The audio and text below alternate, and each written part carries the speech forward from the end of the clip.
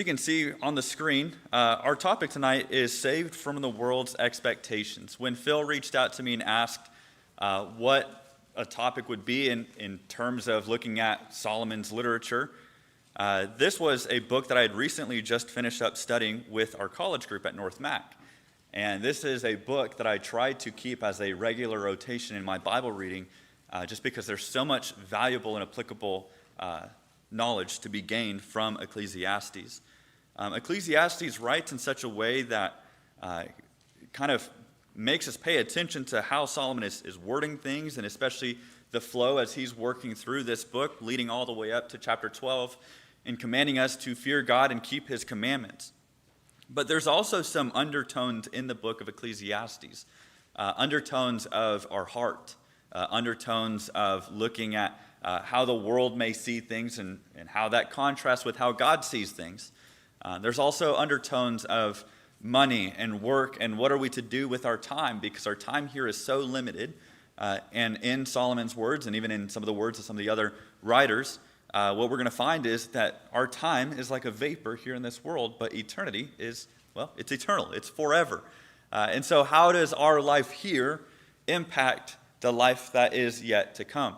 And so all of these things wrapped up in Ecclesiastes, and we spent about 13 weeks in our college class looking at the book of Ecclesiastes. And then in January, the eldership at North Mac asked if I would preach a series on Ecclesiastes. So I did 13 lessons there and then 4 more lessons, and I still just couldn't get enough of it. So when Phil asked, hey, we're looking at Solomon this summer, what would be something that you'd want to talk about? I thought, man, I would still love to talk about Ecclesiastes. So some of our college students are here tonight, and I apologize that we're still in Ecclesiastes. I promise that we'll get out of it at some point. But looking at this idea of being saved from the world's expectations, there are so many different opportunities in this world where we feel like we are carrying the weight of someone or something else that maybe seems unnecessary.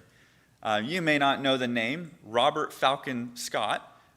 Many people know him as Captain Scott. But in the early 1900s, he was a European, actually a British Navy captain who had a task that in the British Navy they wanted to explore Antarctica. And so in the early 1900s, Captain Scott took a team with him down to Antarctica.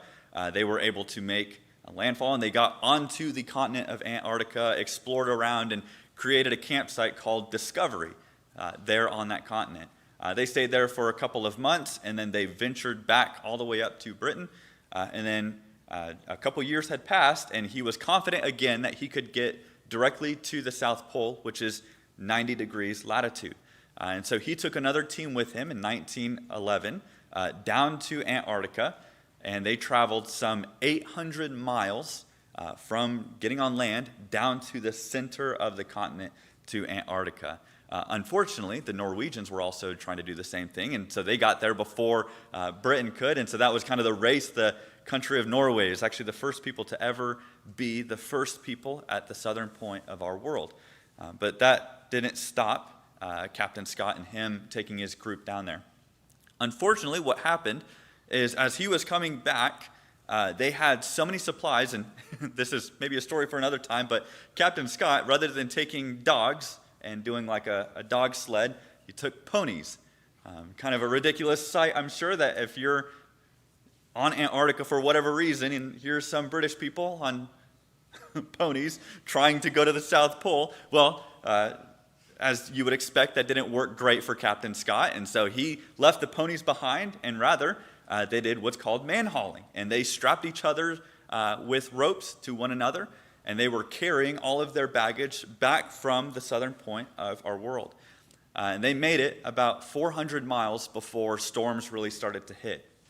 One of the crew members passed away in his sleep due to hypothermia and intense storms. Temperatures were around negative 40 degrees as they were trying to travel back to the boat. Another crew member decided that he was going to sacrifice himself as an effort to hopefully help preserve the team. And so he walked away from the camp never to be seen again. And then it was Captain Scott and the remainder of his team. And unfortunately, 11 miles away from where the next location was for food and other supplies, they had to set up camp because a blizzard was coming through. and the entire crew passed away. And there's a lot of reasons why a lot of people speculate as to the failure of Captain Scott on this journey in the early 1900s in Antarctica. But one of the most glaring reasons is because they had too much baggage with them. Had they left their baggage and the unnecessary things that they needed or that they didn't need at the South Pole, they would have been able to make it those extra 11 miles to their camp. They would have kept up with their pace and they would have been able to make it. And I think something similar happens with us in this world is we get bogged down with a lot of baggage. There are a lot of things that people place on us and sometimes that we place on ourselves, and it slows us down. We become even more inefficient in our spiritual journey, and what can end up happening is when a storm runs through, rather than being where we should be, even if it's 11 miles away, we end up getting bogged down and at a point where it feels like we just need to give up. It's an interesting story looking at Captain Scott, and he's got several of his journals that were retrieved from that. And one of his last journal entries, he says, "I think it's a pity, but I have to stop writing now." And it was at that point where his team and him basically gave up, and that was the end of their journey. Going all the way to Antarctica, having done this once before, and then being bogged down by the extra baggage and the extra things that they thought they needed. And so often with this life, our expectations get brought on by, say, secular work, bosses demanding quotas. Maybe it's parents who are expecting great things from us and putting those pressures on us. Maybe it's friends who are expecting a little too much from us. Maybe it's family relationships where there have been a ton of expectations from us that are put on us and that weigh us down. And maybe it's just self as a source of expectations. But tonight, we're going to really look at the world's expectations. And what does the world expect from us, not just as Christians, but as civilized people who walk out in this world? And how does that contrast with what God expects from us? Well, number one, I believe that the world expects for us to be successful. I think anyone in this world expects to be successful. No one goes into a job thinking, well, I'm going to be an absolute failure at this job. They expect some sort of greatness to come from that job. I always like to remind people whenever they hate their jobs, do you remember what it was like interviewing for your job? And you were excited, maybe you had some butterflies going on, and this is a big opportunity, and this is something that you had to look forward to. Even as small of a job as it might be, there was still some excitement and nervousness in that job interview. And occasionally what can happen is we can become a little bit more dreadful of that job. Well, in Ecclesiastes, we find that not only in jobs, but in several different other areas of life, the world expects us to be successful, and the world expects themselves to be successful. But then when you contrast that with what God expects, God simply just wants us to be faithful. And that kind of removes or lifts up that burden or that expectation of I have to be successful at everything that I do. And let me maybe throw a plot twist here. Being faithful to God is successful. When we get so caught up in all of the small things of this world, right? Small things being the finite things, the things that are limited by time and space and matter, those small things, when those bog us down, even if we may be deemed successful by other people's standards, God expects us to be faithful. If you've got your Bibles, Ecclesiastes chapter 2 is going to be kind of where we start off with this. And I think it's very interesting, kind of looking at some of the background of Solomon, I'm sure, with a summer on the topic of Solomon, that someone has brought up 1 Kings chapter 3 and Solomon requesting for wisdom before he asked for riches or anything else. 1 Kings chapter 3 and verse 7, Solomon points out, I'm just a child, and I've been given this responsibility to rule over a kingdom, and I don't know how to discern wrong from right. So you, O God, grant me the wisdom, the ability to discern right from wrong. And so God not only gave him that discerning mind, that mind of wisdom, but beyond that, he gave him all the riches in this world. And part of those riches that we're going to see is kind of mounting up to what Solomon would be or claim as being one of the most successful people in this world. Look at Ecclesiastes chapter 2. Starting in verse 4, he says, I made great works. I built houses and planted vineyards for myself. I made myself gardens and parks and planted them all in kinds of fruit trees. I made myself pools from which the water of the forest of growing trees. I bought male and female slaves and had slaves. That first part, though, chapter 2, verse 4 through 6, if you notice some of those words, I made, I built, I made, I acquired. Solomon's work was deemed successful. And from any outsider, whether they were religious or not, they would look at Solomon's life and they would see all the things that he was able to do with his work. And you see that Solomon was successful as someone who was a laborer, someone who worked. He wasn't one of those kings that was just set up in an ivory palace, but he was one who was engaging with different contracts, with different things in this world. But not only that, Solomon was one who was successful in gaining and attaining possessions. Look at chapter 2 and verse 7 and 8. I bought male and female slaves, and I had slaves who were born in my house. I also had great possessions of herds and flocks, more than any who had been before me in Jerusalem. I also gathered for myself silver and gold and the treasure of kings in the provinces. And I got singers, both men and women, and many concubines, in the delight of the sons of man. And when we look at work and possessions, these two categories fill up so much of our life. If you think about, if you spend 40 hours of your week at work, that is a significant portion of your life. And then what do you do in what people are calling the 5 to 9 after the 9 to 5? What do you do in the 5 to 9 hours? Well, it's usually something related to the possessions that you've purchased from your work. And so these two categories in and of themselves are an extreme amount of expectations from the world and from your work and from your colleagues and even from your families that revolve around our life. And Solomon says, yeah, and I've done it, and I've been there, and I've been successful with that. But notice what else. He goes a step farther and talks about the accomplishments that he's been able to win through this life. Verse 9 and 10. So I became great, and I surpassed all who were before me in Jerusalem. Also my wisdom remained with me, and whatever my eyes desired, I did not keep from them. I kept my heart from no pleasure. My heart found pleasure in all my toil. This was my reward for my toil. Then I considered all that my hands had done and the toil that I had expended in doing it. And behold, all was vanity and striving after wind. And there was nothing to be gained under the sun.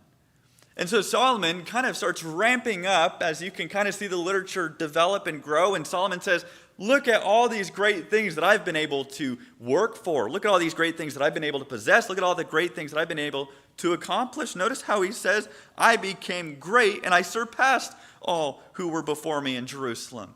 Solomon had it all from the outsider. This was the richest man in the world. This was the most accomplished man in the world. And this was the one who has worked more than everyone else in the world. Solomon was the world's ideal of success, and at the very top, not just an abstract of the top, but he is at the top. At the top, he has this to say about all those things.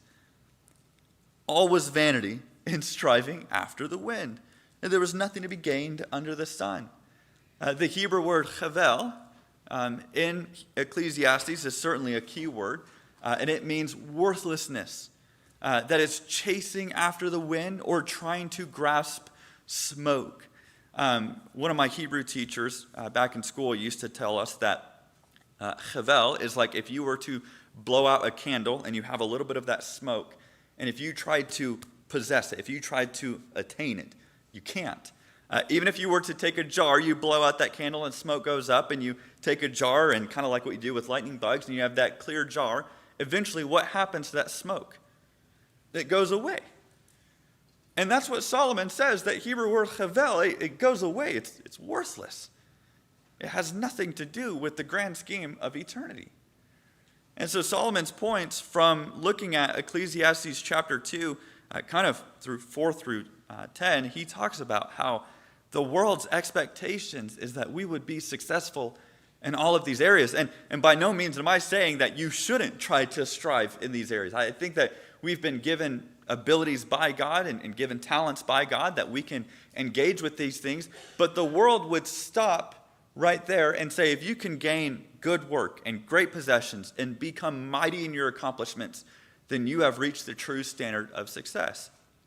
But again, when the world expects success, God expects faithfulness. Notice Ecclesiastes chapter 2, verse 24 through 25. There is nothing better for a person than that he should eat and drink and find enjoyment in his toil. And we'll talk back about that toil.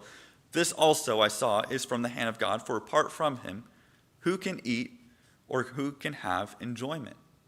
And the world's struggle is that they try to find joy. They try to find contentment in these material possessions or in these fleeting accomplishments. And Solomon says it's all vanity. But if you fast forward to 24 and 25, what you'll find is that if you incorporate God into those things, you will find great joy and you'll find incredible purpose. And so when the world is expecting us to be successful, no matter what job or what school or what thing we're doing in life, that the world is demanding success, and when we look out and we see other people being successful, the question that has to come to my mind is, am I being faithful? Man, social media has just absolutely annihilated hopes and dreams of a lot of people. And it has crushed the spirits of so many. Because the second that we feel like we've done something decent in this life, or that we've accomplished something, or we've gotten something, then someone hops on social media and they've one-upped us. There's this next level of a highlight reel that we don't have or that we can't attain. And so what that does for us is it makes us discontent. And so when we look, kind of moving forward, we're going to be in Ecclesiastes 5, but Solomon moves on from just being successful into being faithful with God. Then he talks about how we can be content in this life. And again, it really goes back to our work and what do we do with our hands. The world expects me to be discontent. And I know that's kind of a weird phrasing of that. I don't think anyone in the world would walk up to me and say, Tyler, I expect you to be discontent in your life. No one is verbally saying that to me. But I think from actions, and I think from maybe implications, and certainly from a marketing standpoint in our world, the world wants us to be disconnect. Apple is about, I'm a big Apple fanboy to some degree, not all the way, but I do like Apple products over everything else. But Apple is about to have their big keynote next month, which is going to release the new iPhone 17. I don't know when they'll stop numbering them and just have something else with it. But the iPhone 17 is about to be released next month. And September is always a time that, as an Apple fanboy, I sit down and I like to watch those keynotes. And I usually don't buy the latest and greatest. But what Apple is going to try and convince the world is that their iPhone 16 or their 15, or for some of you, their iPhone 4s are out of date and you need to be discontent with your phone. And Apple is going to try and show you that this has a better camera, it's got greater battery life, it has a faster processor. And for those of you with the iPhone 4, it still doesn't matter. You're still content with that and it works. But Apple is going to try and make you discontent. There are a number and a myriad of other things in this world that are going to try and make you discontent. Even people with things like vacations. Wow, great vacation to Universal Studios. Hey, I went to Universal, then I went to Cancun after. And let me tell you, having a week back-to-back of Universal then Cancun, that's what you ought to do next time. Really glad that you got to go to Florida, but let me tell you, this is even better. The world is wanting you to be discontent so that you can engage with it even more, but God calls me to see my blessings. And let me tell you, I think one of the most detrimental and devastating areas that we see this is in our work. Notice Ecclesiastes chapter 5, verse 10 through 11. You don't need to have a degree in hermeneutics to decipher what Solomon is saying here in chapter 5 and verse 10. He who loves money will not be satisfied with money, nor he who loves wealth with his income. This also is vanity. When goods increase, they increase with those who eat them. And what advantage has their owner but to see them with his eyes? Verse 12, sweet is the sleep of a laborer, whether he eats little or much, but the full stomach of the rich will not let him sleep. Looking at this idea of he who loves money will not be satisfied with money. How much is enough? The world would have varying answers to that, and I would guarantee you, as soon as they possess that number in which they project, there's still something more that they want. How much is enough? Well, that's why Solomon, I think, is very intentional, and especially through the inspiration of the Spirit, to say, he who loves money. Not a certain amount, but just loves the obsession, the power that comes from money, the maybe self-affirmation that comes from money. And the world is constantly trying to get us to be discontent with either how much we make or how much we don't have. And oftentimes when we look at what we don't have, we measure our success from that. And then if you look at Ecclesiastes 5:12, we noted Solomon says, sweet is the sleep of a laborer. Let me tell you, we have not gone into the deep dive. We feel like at 30 years old, we're not there yet where we need to really research the best mattresses in life. We still sleep fairly well. But I know that the day is coming, even at 30, I'm feeling. Part of adulting is doing a lot of research into the best mattress to get the best night of sleep. With our newborn coming in October, I'm sure I will start looking at better mattresses as well. But I'll tell you that it doesn't matter what mattress there is. If I've worked very hard that day, I'm going to sleep pretty good. And there's times where I haven't worked very hard and I sleep awfully. And so the wisdom of Solomon here is not so much wisdom, it's more common sense, but pairing that with the context of Ecclesiastes chapter 5, what Solomon's pointing out here is those who love money, it doesn't matter what they have or how much they have, there are going to be things that keep them up at night. Some of the most stressed and some of the most woeful people that I know are some of the most wealthy people in existence. And then it's those who, again, not that money is the problem, it's the love of money that becomes the problem. There are those who are very well off and they're doing just fine in this life, but they're very humble, they're very grateful, and they see the blessings that God has placed within their life. And those people are able to be content. So while the world is trying to advertise, you need the latest and the greatest, and you need to keep up with everyone else, and social media is basically just this big rat race of people trying to one-up each other in their highlight reels, Solomon says it doesn't matter. It doesn't matter how much you make. You can be content, you can be happy, and you can find the blessings in which God has given you. And here's where the switch is, I think, in terms of the wisdom of Solomon. Rather than finding contentment in what we own, right, like from the love of money, we can find joy in what God has given us to do. And some of you might be thinking about your jobs right now and thinking, I don't know if I buy that because my job is very monotonous. My job is something that just gets me by. It's not something that I want to do. In fact, I wanted to be several other things, but this is the job that I have now. I get it. I wanted to be an astronaut at one point, actually all throughout high school or elementary school. Wanted to be an astronaut, clearly not an astronaut. In high school, I discovered Top Gun, and I wanted to be an Air Force fighter jet pilot. Didn't make it either, so then here I am in ministry. No, ministry is what I want to do. I quit welding to be in ministry, and I love it. And so this is very easy to find joy in what God has given us to do. But I'm not coming at you as one who is in ministry saying, oh, well, love what God has given you to do. Well, that's easy, Tyler. When you're doing Bible studies and when you're helping people in their spiritual walk and when you're there for them when they're grieving or mourning and you're there for their greatest times. Yes, ministry has all those blessings. But let me tell you that God has placed you and has given you opportunities that you can see and that you can find joy in even today.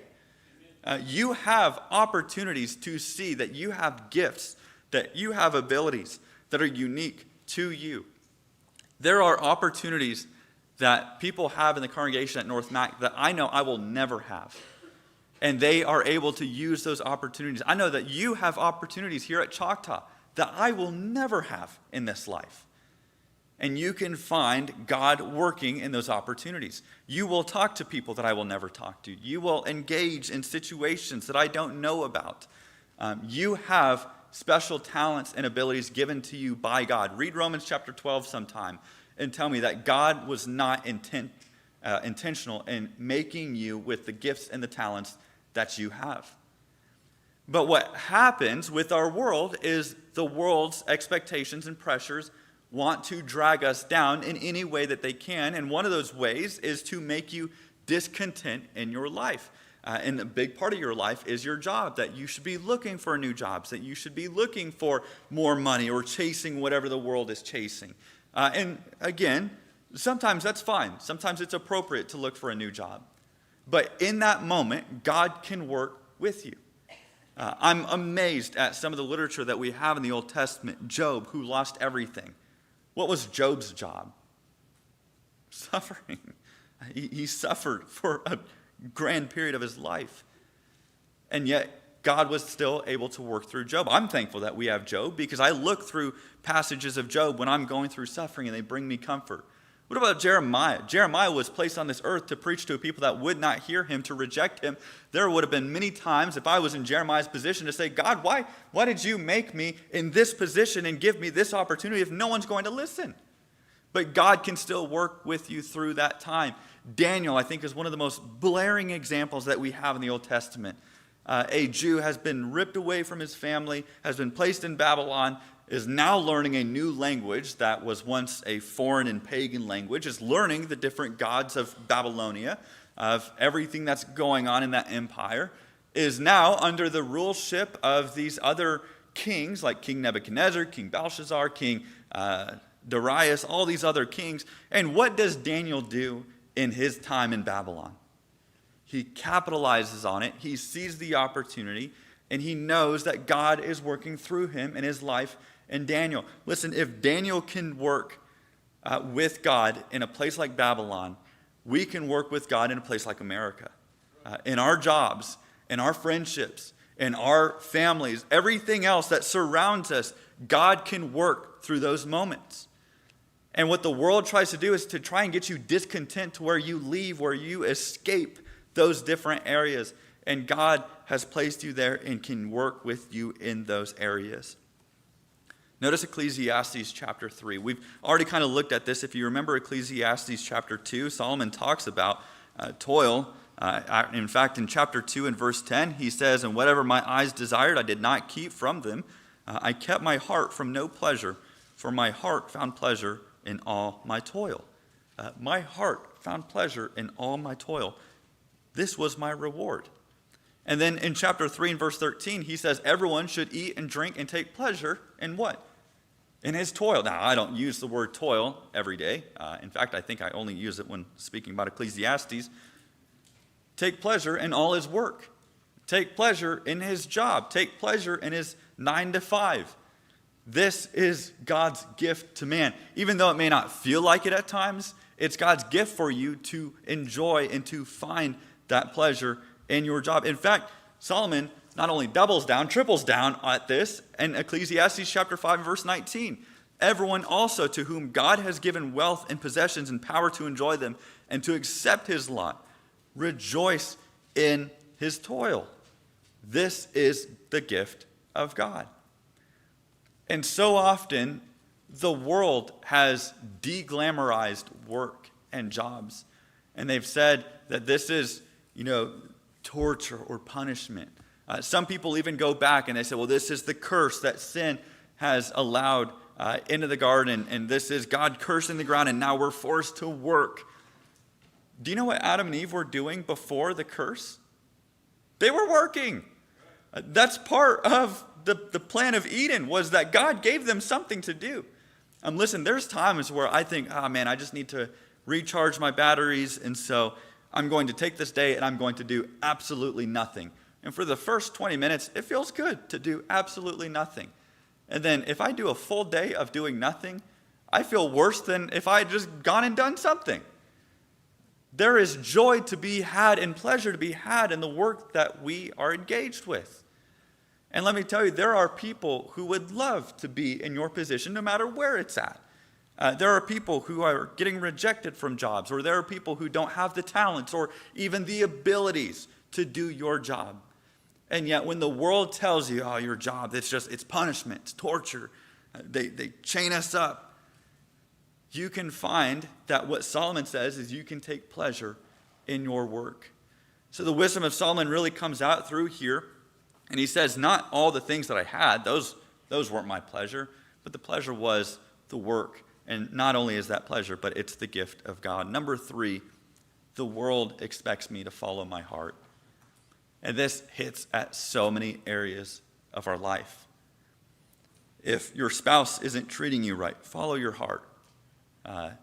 Engage in conversations with someone else. Maybe try and find love with someone else.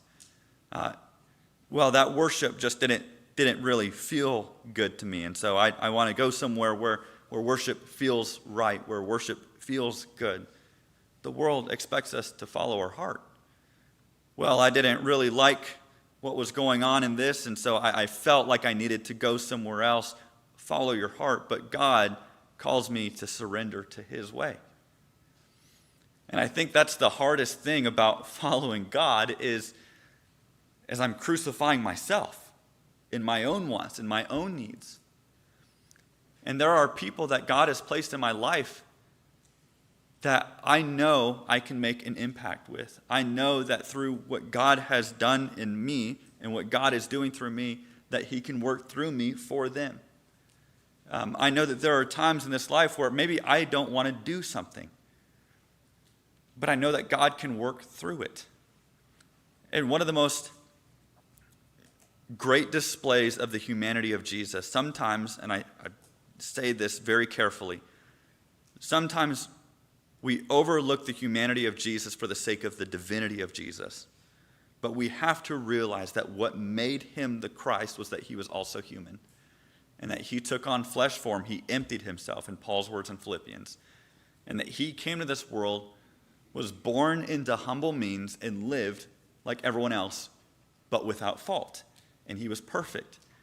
And when you walk with Jesus to the Garden of Gethsemane, you see that Jesus, in his human side, did not want to go to the cross. He agonized with God about this, and he asked for a different route. But what do we see Jesus do in the end? Surrendering to God's ways. And we really see this in Ecclesiastes chapter 9. Ecclesiastes 9 starts off with a discussion about death. And kind of the first 2 verses, what Solomon's going to say is, to some degree, this life is all hevel. It's vanity. You try and capture it, and it's gone. We're about to be parents, and we've been told time just sure flies when you have kids. And many of you see your kids graduate from high school or graduate from kindergarten, and you think, where did the time go? The tighter you try and grasp it, the faster time seems to go.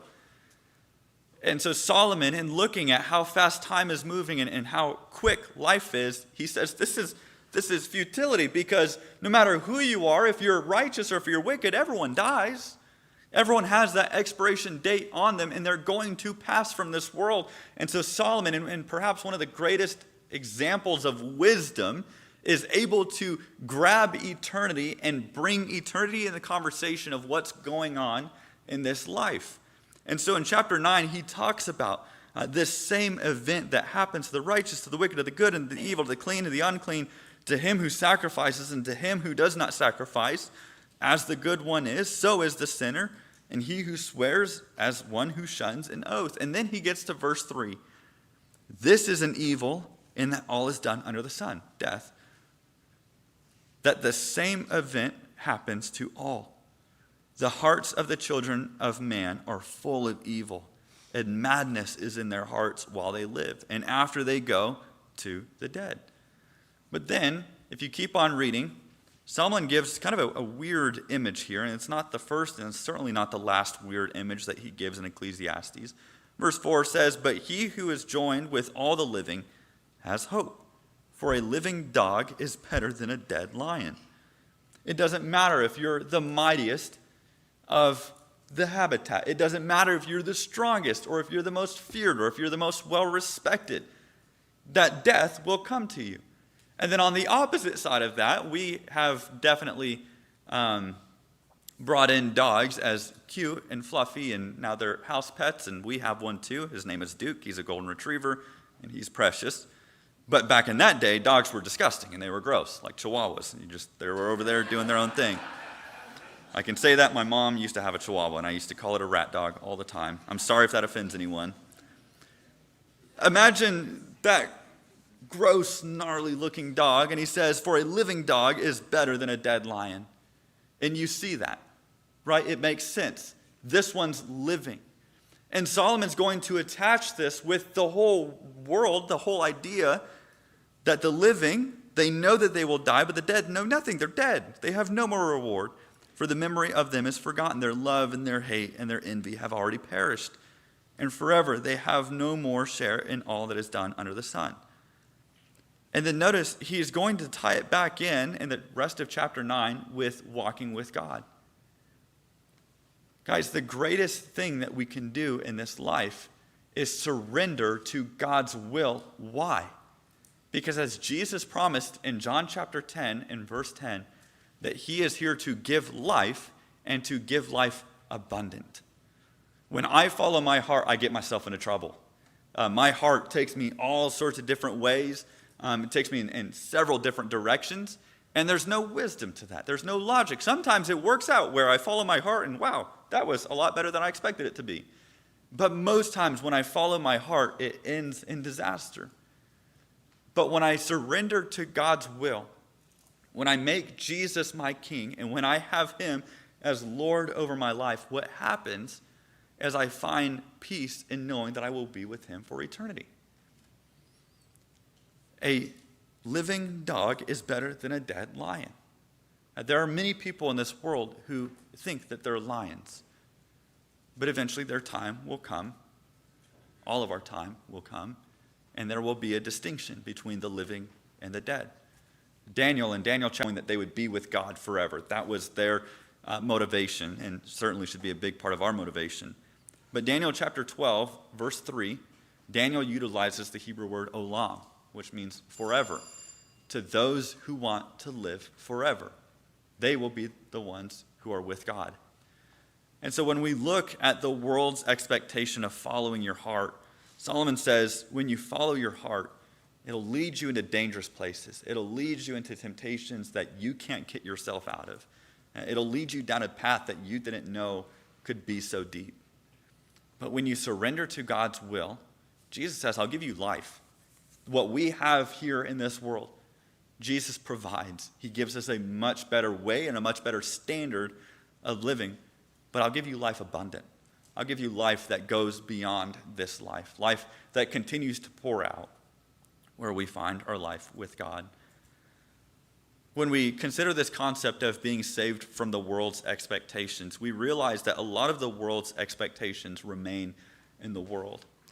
And if we are carnal in our thinking and finite in our projections of tomorrow, then what will happen is we will become bombarded and weighed down with all of this unnecessary weight. And just like Captain Scott, what can happen is as we're going on our way to our destination, when a storm comes, rather than being able to move more efficiently and more proficiently, we get bogged down because we're carrying too much. And rather, when we look at the wisdom of Solomon, especially in Ecclesiastes, it really boils down to be with God, live with God. When the world is calling you to be successful, be faithful, and you will be successful. When the world is calling you to be discontent, remember that you can see your blessings even in the most discontentful situations. Ask Paul in Philippians chapter 4. When the world is calling you to follow your heart, remember that you have an opportunity every day to pick up your cross and to follow him.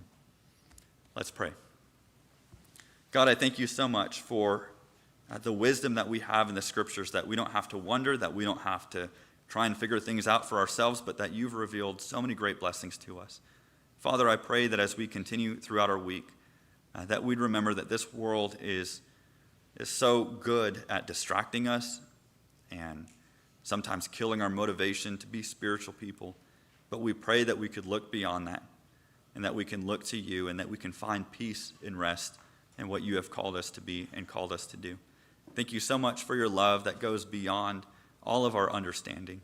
And we're grateful for your grace, for without it we would have no eternal hope. I thank you, Father, for redeeming us and for blessing us, giving us life here and giving us life eternally.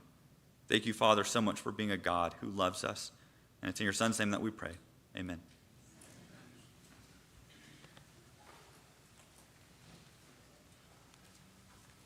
Tyler, thanks so much for that lesson tonight. I will tell you that it doesn't matter what mattress you have. When that baby comes, you ain't sleeping. But no, we appreciate the hearing words from Ecclesiastes and understanding our role here and our task here. And we thank you so much for sharing that. And with that, you're dismissed.